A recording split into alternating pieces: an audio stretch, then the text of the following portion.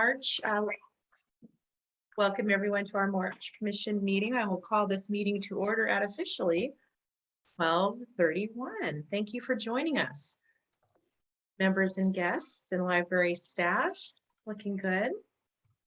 I will go ahead and entertain a motion to approve the February 2nd minutes.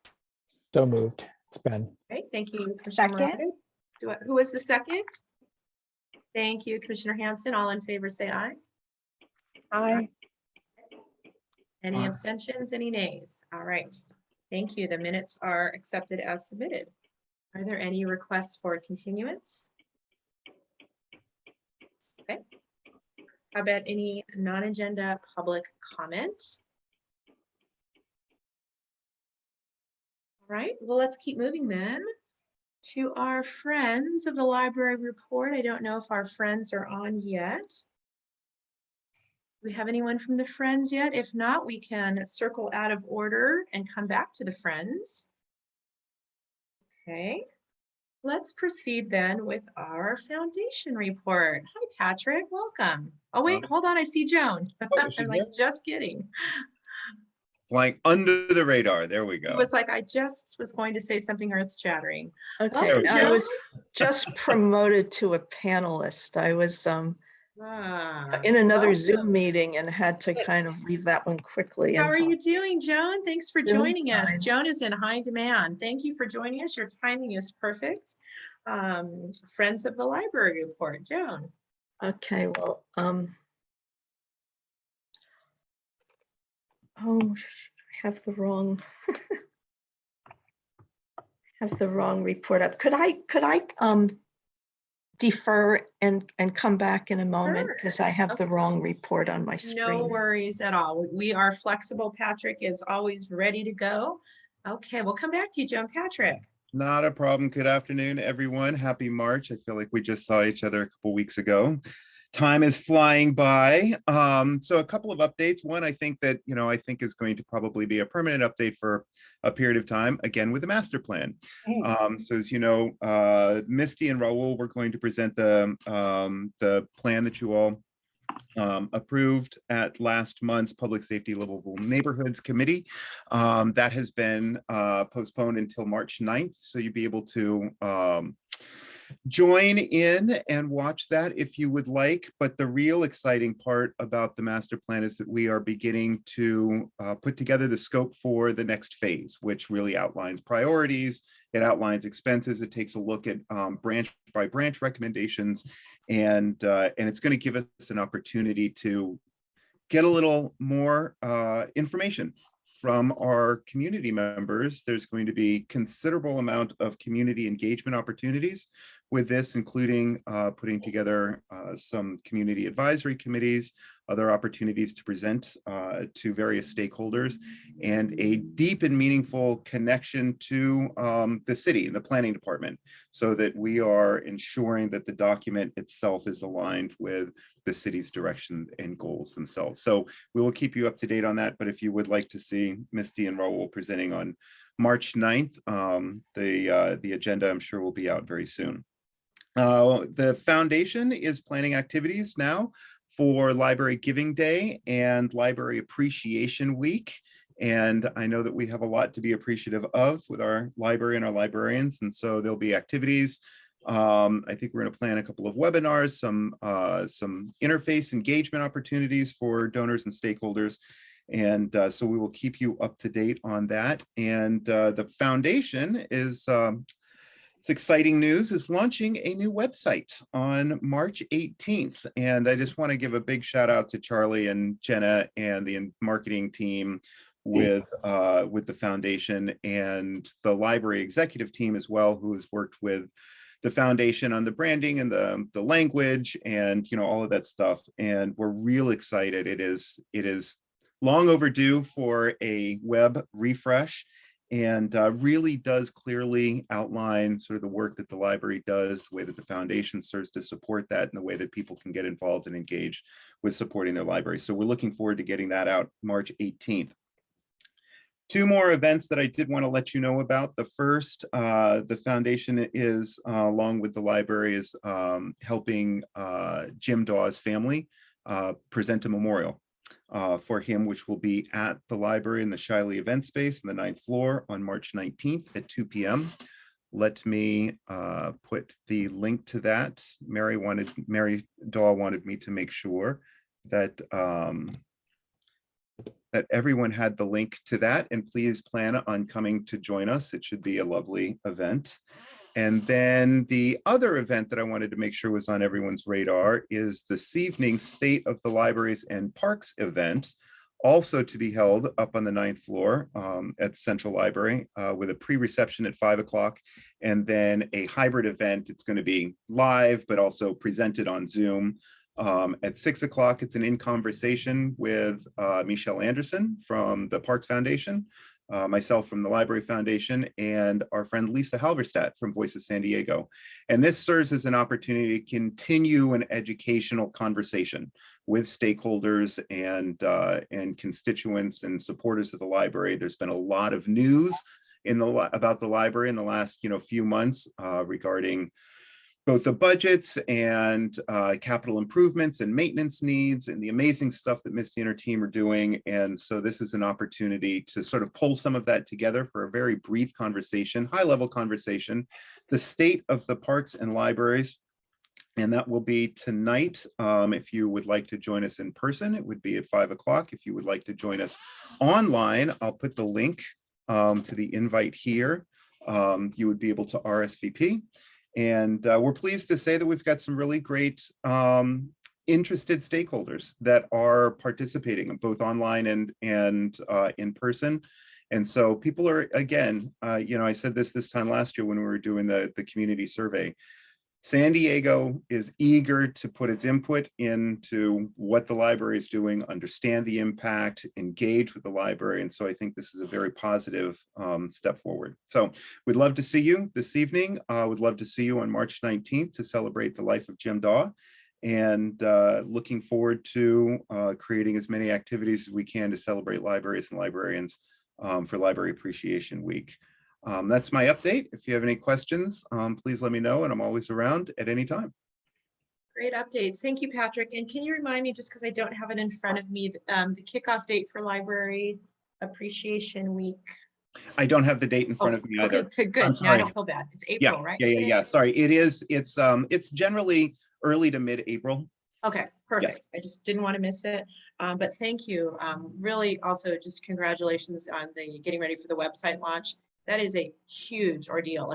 Not ordeal, but it's like building a new house or remodeling your house. It's always a lot more work than you think. It's very exciting. Yes.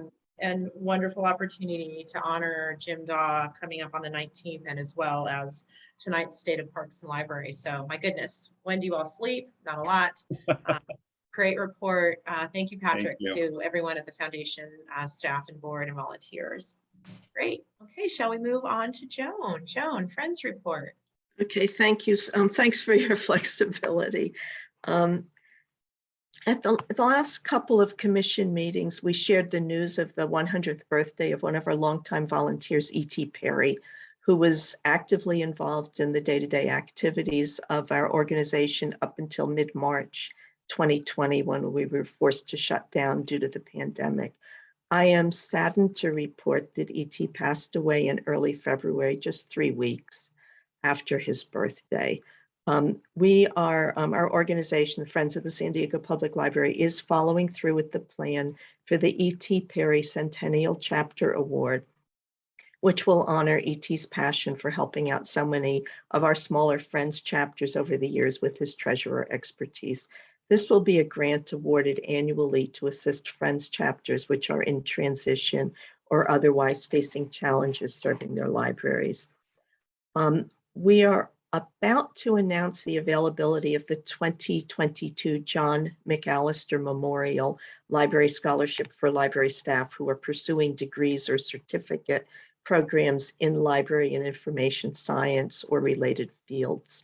For the first time, the application will be online and it's receiving the final tweaks. In the past, this opportunity has been publicized through a direct email to all library staff and posting on the library's intranet with the support of Deputy Director Bob Cronk. And I'm hoping to be able to call on Bob again this year to help with this. Online book sales continue to bring in some income for the greater Friends and several of our chapters.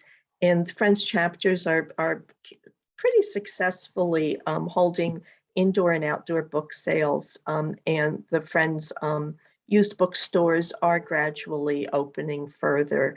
Most are still on curtailed schedules because of limited volunteer availability. And some of the libraries that have, are just getting, some of it's been, libraries haven't been open. And so one of those libraries that, Friends group, but one of those libraries that was one of the later ones to reopen is now has their used bookstore open, which I just found out about last night. And our Greater Friends organization recently held our first indoor book sale in 2 years. This was modestly successful, at least in terms of the enthusiasm of our volunteers and customers in the numbers of books sold, but of necessity was on a much smaller scale relative to our legendary weekend-long monthly book sales of the past, due to the rather constrained space that is currently available. Masks were required for all and capacity limits were in place. And we're hoping to be able to continue in that mode until we have a more functional space to work in. The next meeting of our board and the President's Advisory Council will be on March 12th. And that completes my report. Thank you. Great report, Joan. Thank you. And I was just reflecting a moment on E.T. Perry. Wow, 100 years young and to his birthday. So that's a great way to honor his memory with the grant. Exciting about the Mcallister grant, and exciting that the book sales are, coming back, right? Slowly but surely. It's like the whole ramp up and the unwind, but not without a lot of great effort on the part of the Friends for all that you do. So thank you. Wonderful report, Joan. Thank you so much. All right, let's move forward to our consent agenda. And first up, we have our report on library construction projects. That's Mr. Hi. Raoul, Mr. Thank Gudino. you. Good afternoon. I've got 2 updates for you. The Pacific Highlands Ranch Branch Library. Last time we met, the re-advertisement had taken place, and we were waiting to get the bids back. The engineering department was. And so now that the bids are back for construction of the library, they came in, unfortunately, $2 million above what was budgeted for that. So they are still reviewing the bids for the lowest responsible bidder. But they did come in high, which means that right now we are at about a $1.5 million deficit that we need to figure out, so that there are no more delays in this project. So we're checking with facilities financing to see if there are FBA funds available to fill this gap, which is how this branch is being funded. So the cost, that increase of 1.5 is due to the rising inflation and the cost of materials and construction. And that is Pacific Highlands Ranch. The second one is the Scripps Miramar Ranch Library parking lot expansion. The last time we met, this was in the advertisement, or excuse me, the design phase, and we were anticipating for design to be completed. However, the design consultant had some changes, and the city's development services department and the engineers are working still towards obtaining that building permit. So some small changes, redesign in ADA and stormwater clearances. So the schedule, unfortunately, for this one, for construction of the parking lot at Scripps Miramar Ranch has also been pushed out. So no good news here, but we've got some news that it's at least moving along. Um, So those are the two updates that I have for you today. Great, thank you, Raul. And if anyone you. knows anything about in construction, it always costs more and takes longer. So a great exercise in patience. And you've certainly all heard about the rising costs for everything, which is a longer, more complex problem. But thank you, great report. Thank you. Raul. Right. Misty, All right. you. Afternoon, everybody. So just a few little updates for you before we get into the agenda. As Patrick mentioned, we will be at public safety and livable neighborhoods next week with the master plan update, but also with the hiring update. So when we had the new budget was approved with our benefited positions, part of that approval was that we would come back and give updates as to the hiring. We have we have done over 500 interviews this year. So the staff have been, it's exhausting work. Yesterday, we sat down for a little over half the day and did selections for the library assistant 1s and 2s.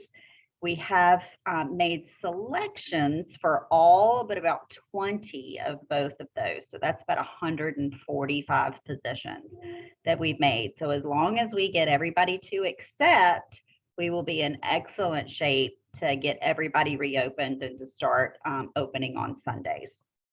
So the staff now are making offers, calling and making offers, and then we'll have to get everybody through the personnel process, which will probably take us about another month to get new employees onboarded. But that's good news that we had enough candidates to be able to make selections. I mentioned at the last meeting about security and that I was going to have a meeting with the PD and homeless strategies, and we did have that meeting.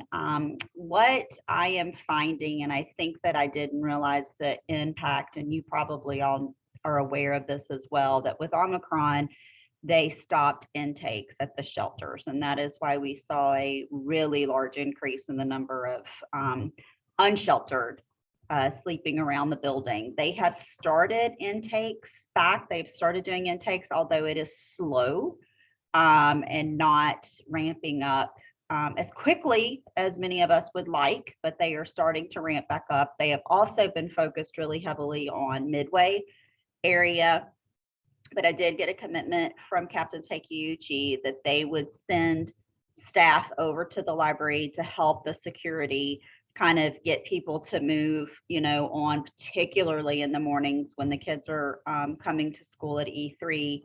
The interim director for E3 has also reached out to us and to the mayor's office with his concerns, which I'm glad he did.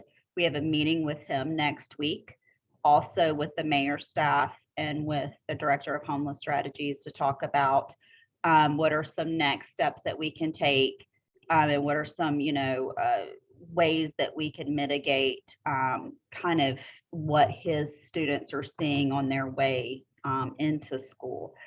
The security team is really hitting it heavy and trying to keep people from loitering around the building, particularly in the morning. As I said before, we changed the Wi-Fi hours, and that has helped. But there's a lot still, a lot of people that need some pretty immediate assistance around the building. We're seeing a lot of health crisis. We're seeing a lot of, again, a lot of drug, substance abuse and drug addiction. And so we're really, the guards have done a great job of keeping people from under the easement, under the roof line on the Park Boulevard side, but we still have a lot of people camping around on the sidewalks and things. And so looking at how we're gonna address that. So I will keep you posted on how we're moving along in the strategies. NAMI has been in the building. They've really helped. We also have a lead to be working with SDSU has social work interns, and to have them starting. And so we're working on that plan as well. So really hope to be able to throw a lot more resources at this issue. So do you have any questions, Marshall? Yeah. Just, I know you have a question. are we benchmarking this? Because it's great to throw more social services at it, but if the problem doesn't get better or continues to get worse, then perhaps that's not the solution. So I just want to make sure, a few months from now, when we come back after more resources have been deployed, we can tell whether or not that's working. Absolutely, yes. So Marshall, we have a monthly security meeting where we keep track of all of our incidents and the kind of incidents that we're seeing. I also spoke with our lead security officer yesterday, and he is giving me, he's actually going to start sending me his daily reports that has a lot of information of what he's dealing with that doesn't necessarily get into incident reports, because a lot of times he's having a lot of interactions with people. It doesn't rise to incidents, but it's things that also need to be addressed. And I think that people need to understand what we're seeing around the building. Case in point, yesterday we had a gentleman in a wheelchair that actually fell out of his wheelchair and was on the sidewalk and could not get up. Yeah. And so my security, interacted with him because a staff member saw him. So those are kind of things that don't get captured as incidents, but are still real issues, right? And are still problems that we're seeing, and I think need to be brought to people's attention, because we've got some people who need some help, intervention, right? So Yes, and intervention is the key word. I'll just maintain that personally, and perhaps this is the nuclear option a couple months down the road, but if the problem doesn't get better, I really do think the city needs to make crime, whether or not you're homeless or not, crime in libraries, parks, and transit stops, zero tolerance. Yeah, absolutely. Yeah. So yes, we're keeping good metrics, keeping benchmark to make sure that it's moving in the right direction and that what we're doing is having some impact. And then if it's not, what is the next thing that we need to do? Yeah. So thank you. Monday night we had a phenomenal event. We had Heather McGee, who is the author of The Sum of Us, which is what racism costs everyone and how to prosper together. It was a Zoom event. We had over 500 people attend the event. It was excellent. It's part of our yearly partnership with USD's Copley Library.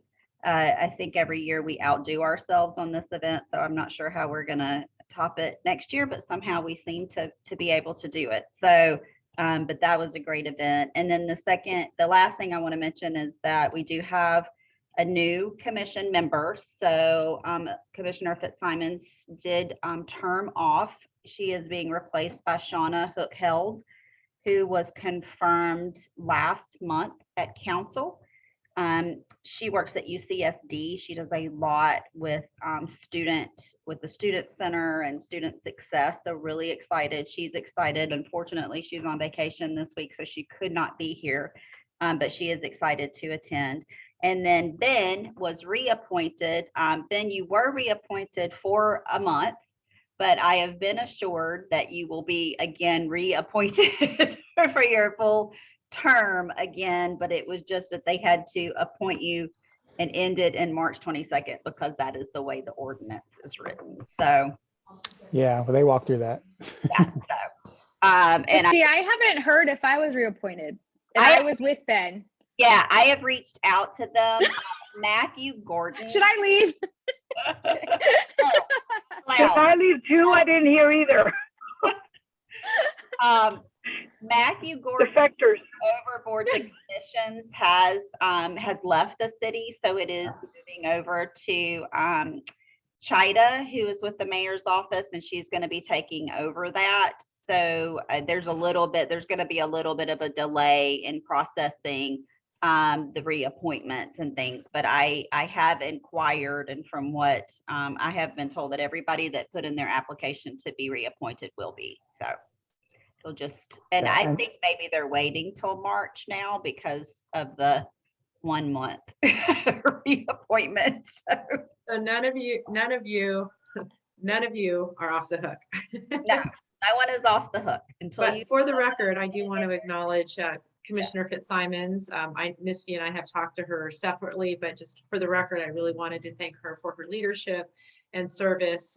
She's done an amazing job and has been a great advocate for the library. So thank you, Commissioner Fitzsimons. And Shauna Hookeld, Commissioner Hookeld was disappointed. She's like, I already have a vacation, but she's really excited to join this group. And thank you to our existing commissioners for continuing your service. And we don't anticipate there being any hiccups, just a little bit of a delay. Yes. Thank you for continuing to serve everyone. And I just wanted to know why we will be sending Elizabeth a certificate for her attendance, and I am going to buy her a bookmark since she told me that she dog ears pages in books. So We can't have her doing that. No. And congratulations on the event attendance. Wow, 500 people, just when you think people are getting zoomed out. But again, just speaks to the great partnership and the great programming that the library continues. Shame, Elizabeth. Marshall, that's a good one. Thank you, Misty. Thank you for your report. All right, we have some guests and news services presentation. I'll let you do the intro, Misty. Very exciting. So we have Catherine Hong with us. Catherine Hong is the manager of our Public Technology Services Division. And so she's going to be talking to you about some of the new services that we have added recently during the pandemic and some things that are on the horizon. So Catherine. Good afternoon, everyone. Excuse my voice. The Santa Ana winds have been very terrible for my allergies, so excuse me for that.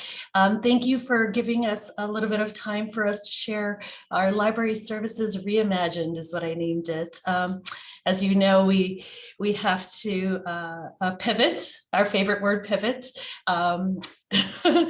What we offer to make sure that our services are equitable and we can reduce all the barriers that we have. So just a really quick overview on what we have. I'm going to touch on Book a Librarian, which is our video chat reference service, our Idea Labs at the Central Library, very new and exciting things that are happening with that, and our digital navigators. You might have already heard this from Curtis as part of our SD Access for All program, but I'll go a little bit more in depth and a lot of good news coming from that front. Excuse me. So first, our Book a Librarian here. It's just a really, really easy way for patrons to connect with a staff member when they need to get the services that they need. We first had it available in June of 2021, and it was really envisioned because we were having an issue onboarding patrons to get their cards renewed. During the pandemic, we had courtesy extended some cards because not all the locations were open, but we really had to double check and get that information from the patrons to make sure that they were still where they were. So just in case we needed to contact them. So patron card renewals were accounting for about 80% of our interactions. We started off with about 8 staff and we keep growing. Those were 2-hour shifts every week, once a week, which accounted for eight booking slots. So we were able to help between December and June of 2021, we were able to help about 1,500 patrons, a little bit more than that probably, because you would see a patron online and they're like, I got my card renewed. Can you renew my husband's real quick? Or I have a kid's, or, so we didn't count all of them, but it was a very, very successful program. It still is. So this program has been also used for our Patent and Trademark Resource Center. It's been adopted to do the one-on-one interviews with them. Not only do we do patron card renewals, but we also do tech help, logging on. How do I access my ebook? I'm having trouble downloading this or shifting it from my computer to my tablet, or I want to run and listen to it. So navigating databases, sharing all of the new and exciting things we have, which is what I put under personal interactions. That's the most valuable. We have not been able to see our patrons as face-to-face as we like to. And this is really, really my favorite part of my week's reference work. I get to see the patrons, I get to talk to them. They're in their home and they're so excited they have their card renewed so they can keep accessing all the ebooks and audiobooks. And then I tell them that we have Discover and Go or Canopy or something else. And they were just like, what is this? So it's really fun. And then you get to meet great people like Susie Garamondi. I don't know if you guys are familiar with her, our local artist and author. I actually had the privilege of renewing her card. So that was a lot of fun. So now that these patron card renewals have kind of dwindled down, we've caught up with most of this. We are shifting a couple of our shifts to more in-depth reference, more in-depth tech help, and just more one-on-one to supplement our tutorial videos on how to access these library services. So that's pretty much a nutshell of what Book a Librarian is.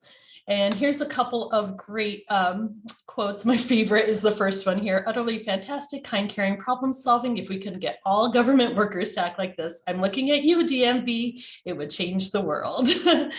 So thousands of positive reviews. It's just such a great part of my day to see all these patrons online. So helpful, quick, efficient, easy, great, friendly. And it's amazing how well the patrons adapted to this online platform. I think everyone has varying levels of Zoom capabilities, but you know, it was really, really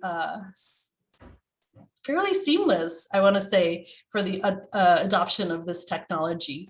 So I was very excited. Moving on, our Idea Labs at Central. I'm sure you're familiar with them. They're 3 unique spaces to innovate, discover, experience, achieve. I still have to practice on that one. We have our Idea Lab, which is our multimedia graphics studio on the 8th floor, Innovation Lab, which is our makerspace on the 3rd floor, and Digital Memory Lab, which is our analog to digital conversion studio. And we actually have a very, very exciting news. Here's the Innovation Lab, if just to jog your memory there, but we have very exciting news that we are moving. We have moved actually to the 4th floor computer lab in the Central Library. So March, this month, we have started our soft launch. We are inviting existing patrons that have been emailing us throughout the last 2 years. When are you reopening the labs? So we're making appointments for them to come in. And we also have a group of 6 E3 students from a design thinking class. They're using the lab as well. Actually, they're in there at this moment as we speak. So they'll be here over the next 6 weeks working on their design thinking projects.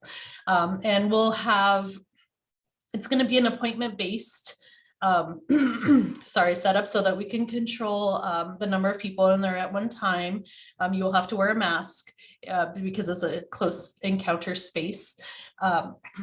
We'll have 6 appointments, 6 2-hour appointments per day, and it'll be Monday through Thursday because we're still having some staffing challenges. I want this to succeed, Misty, so I don't want to be over ambitious. During the pandemic, we shifted to a remote 3D printing model where patrons can just send in their STL files and we'd print them and they'd come pick them up. So we're going to keep that to reduce the amount of people in the lab. And what else do I have for you?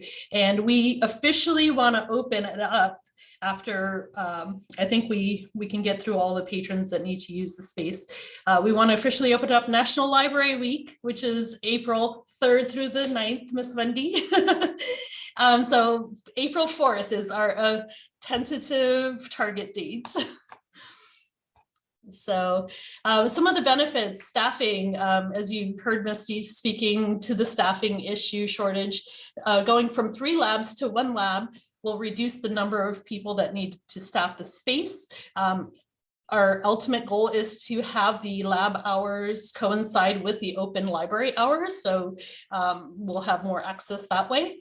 I put cost savings in there because it was the computer lab. We've repurposed those computers that were in there to the branch libraries. So we were able to do a little tech refresh upgrade there.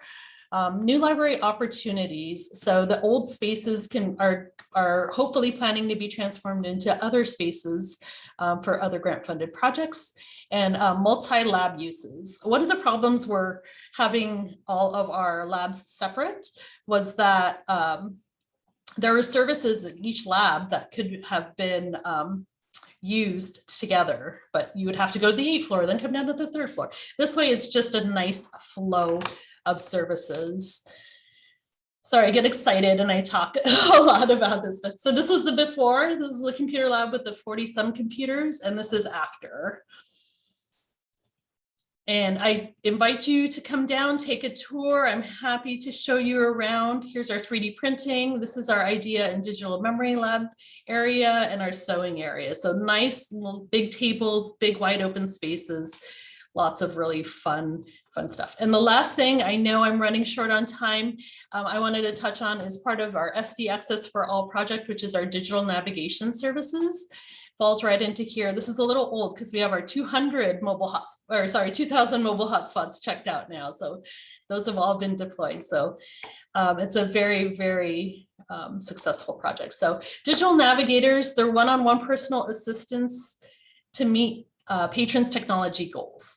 So what that means is that we have dedicated staff members. We have 9 interns to help patrons develop, not just give, help them use the technology, but actually give them the tools to help themselves later on in the future. So we want to make this an educational teach a man to fish, if you will. And it's modeled after a very successful program in Salt Lake. So this is a more in-depth, more hands-on than what our library staff can provide. So they will be rolled out at 6 sites, and we just were introduced to them online yesterday. So we have them in-house.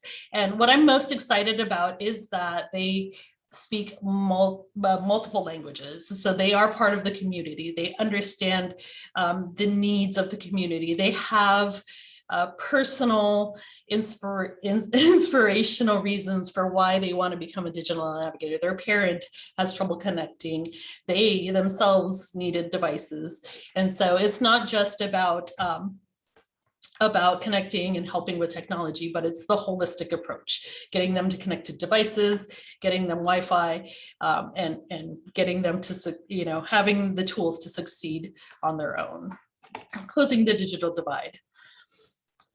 We also have to support them. We also have classes on site at some of our library locations, especially here at Central as well. We have the drop-in tech help basics, classics, how to use Zoom, how to use your smartphone, how to, save contacts and all that other fun things. So more to come on that. I just wanted to introduce that and share that with you. It's evolving every day, but it's a very, very exciting segment of that SD Access for All program. So that's all I have for you today. If you have any questions, I'd be happy to field them, or if we're running low on time, happy to take them via email as well. Thank you so much for giving me some time on your agenda today. Awesome. Thank you, Catherine. My goodness. What great. Every time I come to even a commission meeting or I'm at the library, it is amazing how much we do. And if you're like me, someone that could always use help with technology, and I don't have my older daughter around to say, how come mom, you don't understand how to do that? I'm like, it's not just my dad that doesn't know. And how fun to book a librarian and just that connection. And, librarians are just so amazing. And if you have not been to the Idea Lab or the new lab, how great. And Misty, lots of great conversations in the chat. We do have multiple Idea Labs, but what they can do with 3D printing, the technology is so amazing. So how awesome that we offer this to the community. Catherine, how wonderful. Thank you so much for that great presentation. So happy and positive. We need more of that in the world, right? Very good. I don't have any questions, but should we move forward to the special events proposal, Misty?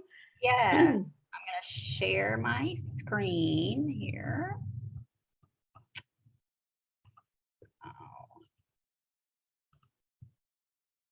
Can everybody see that? Perfect. Okay, awesome. So I want to talk to you about, and I said this in the last meeting, that I would bring to you some of the proposal that I'm putting forward to kind of revamp the way that we do special events in the Central Library. And so we have, when we built this, we knew that the special events was going to be part of the revenue that we need to kind of cover the additional cost for operating a much bigger building. We have always, and first we wanted to, the plan was to contract this out. At the time, the mayor at the time, which was Mayor Filner, wanted us to not contract it out, but to keep it in-house. And so we did that, and we created a small team. And we've been doing that since the library opened in 2013. It has been challenging, but we've been pretty successful, but we have not seen the success I think that we could. And so we do have some work to do. So to give you, just to refresh you, we have some different special events spaces. So we do have the Darlene Shiley Special Events Suite, which is on the 9th floor, is our premier spot. And it actually will hold, so this space holds about 200 seated for dinner, or up to 500 standing. So it's a big space, has 2 terraces that come with it. These terraces are the 2 kind of bottom half, the Sunset Terrace and then the Epstein Bay Terrace. And then also the Qualcomm Dome Terrace, which is kind of outside as you come off of the elevators. And so those are 3 additional spaces that can be tacked on to the rental of the special event suite. We also have Neil Morgan Auditorium, which Neil Morgan will hold about 330 and is a premier space. We're doing some, as Curtis talked to you all last month, some upgrades, some much needed technology upgrades in that space. Is an excellent space for any kind of concerts or films or, just lectures. It's a great space for that, but it has been really underutilized. Other spaces are the Mary Hollis Clark Conference Center on the 1st floor. The reading room is not a space that we offer out a lot, but it is a rentable space that we have, as is the art gallery and the 1st floor courtyard. We have all kinds of events, weddings or mitzvahs, business meetings, cocktail receptions, you name it, and we have had that type of event here. But we really want to expand and make sure that we are capturing, that we're able to meet the demand and that we are seeing this to its full capacity. So some of the challenges that we've had over the last years is, again, we have a small special event team staff. So we really don't have enough staff to meet the demand for services. We have a lot of people who want to rent the space, a lot of people who want to use the space, and the staff just can only work so many hours in a day. So a lot of times we're not able to fully book the space. There's a learning curve that's related to how we can use the space and what services people that want to rent the space need. We need technical and custodial staff to be on hand during the events, and this is often going to be overtime. We have trouble a lot of times getting people to work overtime. We've contracted out the custodial staff using our contract janitorial. We also have to contract security to be there. We have a contract with our AV company to also start helping us handle these events. But it's a lot of, there's really a lot of hand-holding and a lot of really intensive help that goes in. We still need the spaces for library programs. Other departments like to use the space. The mayor's office likes to use the space. And so we are always having to balance the internal versus the external events. We have a lot of expectation for waiving the rental fees of the space. And that has been a challenge from day one. We get a lot of requests to waive the rental fees. We do not waive rental fees for events that are not city or library sponsored. So then that's, a kind of an education process. And a lot of times we never want to have anybody have a hurt feelings but it does become sometimes kind of a source of disappointment when people realize that they do have to actually rent, that it's a rental space and they need to rent it. Many of the people that rent the space need permitting, they need insurance, they have other requirements, and they don't have a knowledge of how to do that. And so our staff have to spend a lot of time walking them through. And then we've never done any kind of formal marketing or promotion of the spaces. So what I did was, we've been looking at this for a while, and I thought that what I wanted to do was to go back and look at contracting out the space again, contracting out the outside special events. And so I started speaking to some other libraries that have special event space. I talked to special events coordinator at the convention center. And what I learned is that this was probably not the way to go if we wanted to be able to maintain the use of the space for the library and for the city. So we have kind of gone back and putting together a proposal for the city for some recommended actions and some recommended changes. So what we would like to do is develop a dedicated special events team. This entire team would be TOT reimbursable. So we want to add a new special events program manager, and this would be a new position, and have someone who has special events experience, who has special events background, has worked in this area, and really can help us not only, realize the full potential of the space, but help us to develop this new business plan. We already have an existing admin aid 1 position that we would move over to this team to help with contract and financial support, and then a library assistant 2 that just to provide clerical assistance. And the staffing, one of the interesting things when I talked to Boston Public Library, which is one of the libraries, and they have a lot of special event spaces. They actually make about $2 million a year in revenue for their spaces. And they use library staff to staff the events, but it is all on an overtime basis that then they pass along to the client, that cost to the client. So there's a lot of different ways that we can look at contracting. Some special event spaces use, places like Manpower to, to hire temporary staffing for events. So there's a lot of different ways, but we need a professional to come in and help us develop that. We're also going to be amending our contract with AVI, which is our audiovisual company, to do more support for special events. So to be the person that is at these particularly big events that have a high need for technology, for them to be there and support. That falls to our staff all the time. It is very labor intensive and very, costs a lot of time, takes a lot of time to do that. Developing, like I said, a staffing plan using existing library staff or another type of plan and passing that cost again along to the client. We need to update our ancillary fees. Right now, we charge for janitorial, we charge for security, but we do not capture everything. We don't capture the additional staffing cost. We don't capture things like any kind of technology, additional technology that's needed, or any kind of setup or breakdown or cleaning services. So there's a lot of ancillary fees that we are not capturing, and we need to look at those.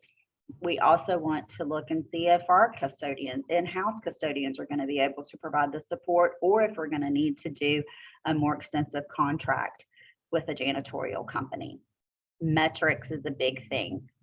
We have been very spotty on the metrics and how we're collecting that. So we really want to be better, develop every kind of document that we can that will give our customers exactly, what the pricing breakdown, what floor plans are, what to expect, how we're going to staff. We need to have that very set so that there's no guessing with that. And then electric payment options. Right now, the only way that you can pay for a special event space is to send us a check. And that is, as you know, pretty antiquated. And so we have been researching that. We think we have an option for electronic payment options, but we need to make this easier for people to be able to rent the spaces. But I just wanted to give you an update on what we are looking at and putting together a proposal. I've passed this along to Christina Peralta, who's the Deputy Chief Operating Officer. She is in favor and is supportive, but we need to do a little bit more work in the actual. So I wanted to get your all feedback, and please, if you have any suggestions for things that we're not thinking of, even if you don't have anything today, if you think of anything that we need to consider or include, to please let me know. I want to make sure that we're thinking about everything. So thank you. Ben, Commissioner Moraga has his hand up. Misty, thank you for that update. I just had a couple of questions. One, since we've decided to keep the events in-house, is there an opportunity to contract with somebody to put together a business plan, frankly? Because it's going to be hard to hire someone, then have them come in and develop a business plan. Yes. On the fly. It's going to be really tough. That's a very good point. And I think that is everything is on the table, and we've done that. We did that with City Heights, with the new City Heights Performance Annex. We contracted with someone to help us develop that business. And I think that's actually a really smart idea to do that. Maybe it's even hiring, someone and then them working to develop this new plan with us. Yeah, a consultant in this field, because you are setting up a business, and it clearly things need to be captured and set up right for the group to be successful. Yes, and I am a librarian by trade, not a business, certainly not a special events coordinator or a business owner. So we need somebody to help us capture everything that we're not. Yes, absolutely. Great idea. Thank you. Great comments. Commissioner Hanson. Yeah, I was wondering, Misty, if we had any sort of numbers in terms of how many events before pandemic, of course, like you guys averaged externally versus internally or comprehensively, and then what kind of cost range are the rentals? Like, I know the rooms all vary, so I'm not looking for one cost, but is there some range, like a wedding traditionally averages X versus this? Because I hear all the costs that we're not including, and so obviously we need to get all of that on track. But I was just curious if you had any sort of numbers that you could share with us to just put it into perspective. I do, and let me pull out. I have this whole big folder of special event stuff. So in 2019, we did 51 events total. So we did, and the Shiley Special Events Suite was 32 of those. So that really is the majority of what we get. Our revenue was 180,000. And so the weddings and stuff, they average anywhere from usually about $4,000 to $6,000.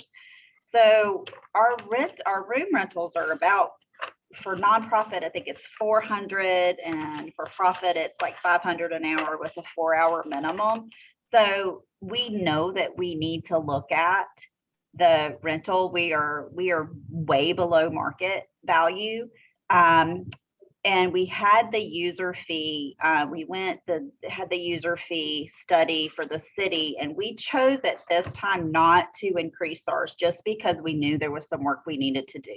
And I didn't feel comfortable raising the cost when we really kind of don't have our full act together, right? I want to make sure that we've got it all set, and then we're able to raise that rate because we know that we're going to be able to meet the demand. But we should be bringing in over 300,000 a year.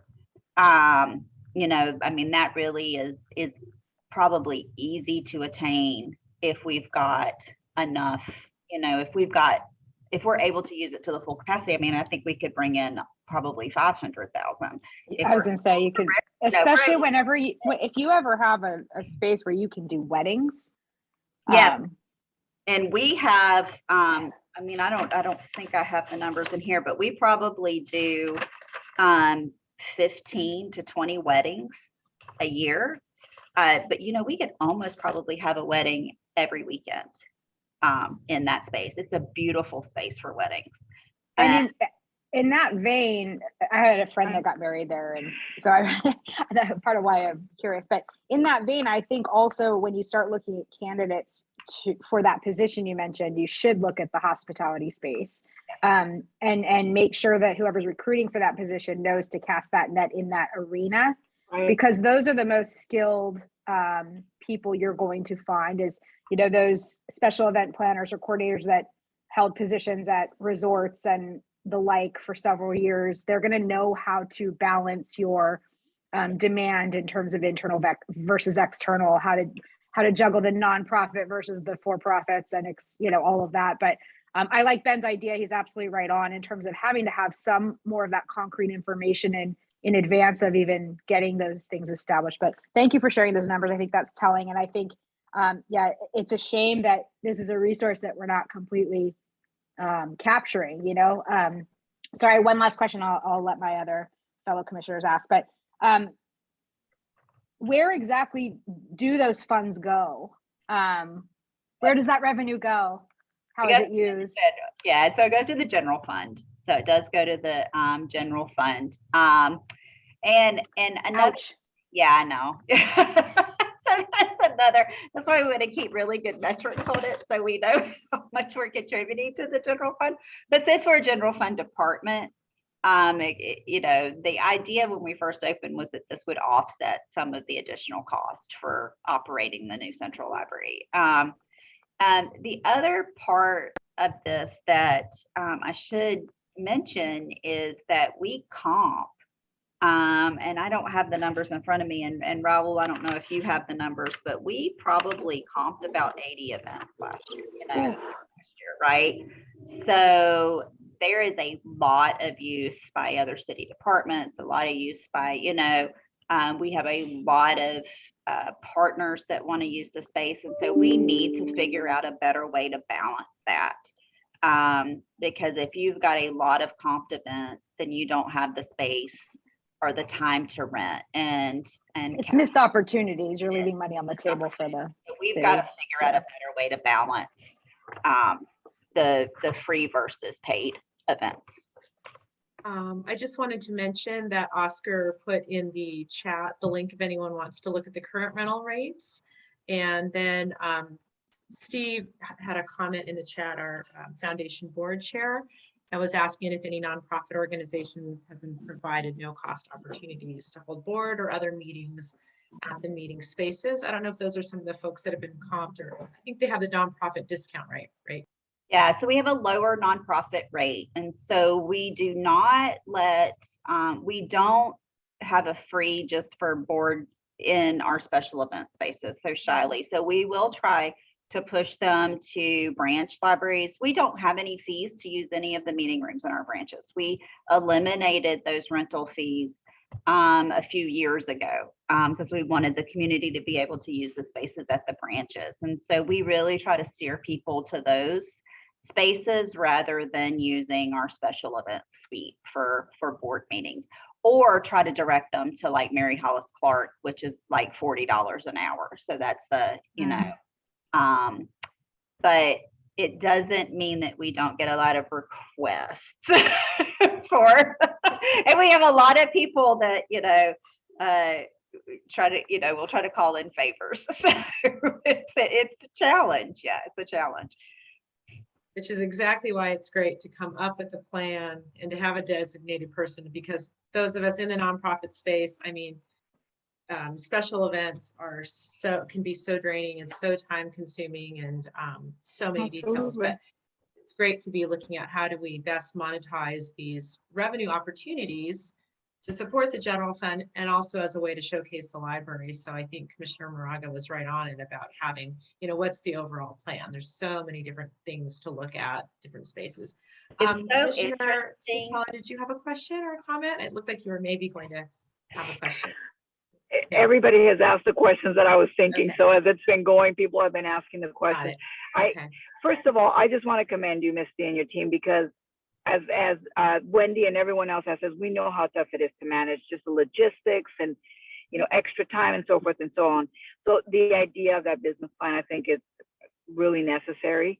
And also, I don't want us to lose sight that the use of a public library is so important for nonprofits and other community-based organizations and donors, to be recognized and all kinds of things. So, striking that balance with how to be able to bring in the revenue and also not make it exclusive or you're competing with a university club for events, because we have the view and all these duties, but also make it still accessible. And the worst thing you can have is have a nonprofit or another strategic partner call and say, oh, well, we're booked with weddings for the rest of the year, so we can't accommodate. So that's however, whatever we can do to support you and help you as that's formulated, I think will be an important part as well.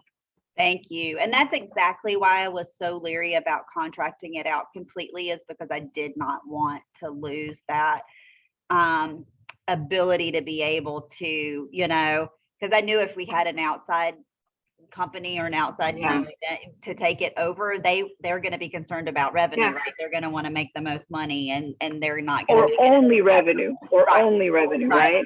So I will say this is really interesting. When I talked to Boston Public Library, they do not waive their costs for anyone, not even the mayor's office. So the mayor's office even has to pay to use their spaces. So I was like, oh, that's interesting. I don't think that would go over. Wait till they have a protest. I don't think that's going to last. No, I don't think that'll go over. Public funds, Well, that's a great, robust discussion, everyone. It really just speaks to the complexity. Thank you, Misty, for pulling together all of the background and resources and challenges and opportunities. I will move us forward. I know we still have a wonderful presentation from Occupy Third Space second gallery exhibit. So Misty, do you want to do the introductions of Miss Bonnie? Yeah, so Bonnie Domingos is our Arts and Exhibitions Manager. And so she is going to talk to you about the new gallery, show that we had. We had a grand opening for it a couple of weekends ago that I think you had over 300 people in a span of like 3 hours. It was a phenomenal event. So I'm going to let her talk to you about what that entails. Yes, good afternoon, commissioners, library staff. Thank you for letting me plug our newest show. So I'm going to share my screen here and show you a few things. And can you all see that? I have a little bit of a lag up here, so there we go. Yes. So yes, Occupy Third Space, Plástica en Palabra in Tijuana and San Diego opened last weekend, actually, on Saturday, February 19th. And as Misty mentioned, we had almost 400 people attend. This was a really groundbreaking show for us because it was the first time that we have hosted artists who primarily live across the border. And so we featured 13 artists who both primarily live in Tijuana. Some of them live in San Diego. But this show was all about kind of breaking down barriers and building bridges. And so as a region, Tijuana is crucial. With us being designated as the 2024 World Design Capital, it's really important to start making these connections and collaborations. And this show was just a brilliant example of what we should be doing programming wise with our neighbors. So Plástica en Palabra, plástica is a slang Spanish word to make, and palabra is the Spanish word for word. And so the concept of this show is basically using word or language as a concept and how visual artists, contemporary artists interpret that language, how that language evolves, how it transcends, how it's also used as a form of oppression, and how it's a revisionist in societies. And so this show is very kind of loud and proud and in your face. It is definitely, it's a beautiful show because it's a mixed media show. So in the show, there's a lot of different, we have soundscapes, we have digital projections, we have mixed media installations, we had a performance piece, and then it also hosts two-dimensional work. And this is a picture of some of the artists. We have Jaime Ruiz Ortiz, Carlos Glaubitz, Pepe Rojo, like David Avalos. This show really focused on the early border artists, or what you term border artists, from the 1980s with David Avalos and Elizabeth Cisco and Louis Hawk, who were actually the founders of the Border Arts Workshop. So that was terrific because in the show, we document that NEA funded project that they used where they had received a $10,000 grant. We transformed that grant into actual cash dollars and then handed it out to day laborers. So this show is really important because it takes you through the 1980s all the way through current emerging mid-career contemporary artists working in Tijuana right now. So my slideshow is a little fast, but we got a lot of great coverage. We had KPBS cover it. We had a write-up in the UT by Seth Combs. We had KUSI News here. It was also broadcast on NBC7 as well as Telemundo. And then we're also in the works with having it a podcast on the port of entry. So that'll be really great in terms of collaboration with our friends across the border. And just that last slide was, keep in touch with us, San Diego library.org/visual arts. We have some upcoming programming that we're putting together, which currently includes a film screening of some of Andrea Trujillo's work, and then also kind of getting a panel together of all the artists from the early 1980s and our current artists on a panel to discuss the show and discuss kind of the trajectory of border art and what that means in today's climate. So please reach out if you have more questions. And yeah, the show is up through May 2nd, so you have plenty of time to come visit. Let us know what you think. And hi, Linda, I see your hand up. Cool. Linda has a question. Commissioner Sotelo. I was there for the opening and it was really amazing. Congratulations. It was such incredible energy. A lot of folks, made their way across the border and a lot of local emerging artists were there. And it was really gratifying to see the early movement of the binational artists, many of whom I worked with at Insight in the early 90s and so forth. So it was really, I think, an important piece and such an opening for more work for all the reasons you mentioned, Bonnie. So congratulations. Anything we can do to support that effort on panels or getting other folks involved and getting schools to see this, I think will be really worth our while. Actually, it's been great because a lot of the visual artists in the show are also professors. So it's only been open a week and we've already done private tours for UCSD, their Master's Arts Management certificate program that they're hosting. We've had 2 classes from San Diego State.